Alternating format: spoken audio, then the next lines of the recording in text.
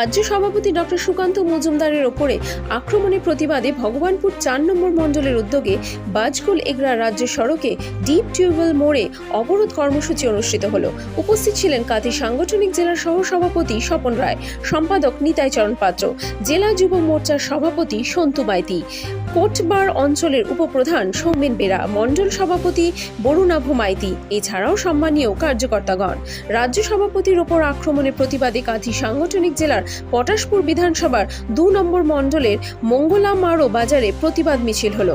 কাঁথি সাংগঠনিক জেলার খেজুরি বিধানসভায় ১ নম্বর মণ্ডলের হেরিয়া বাজারে রাজ্য সভাপতি সুকান্ত মজুমদারের ওপর আক্রমণের প্রতিবাদ মিছিল অনুষ্ঠিত হলো।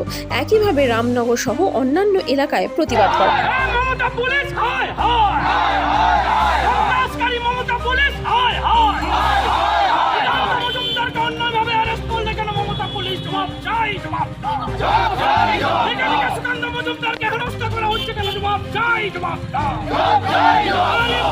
আমাদের আন্দোলন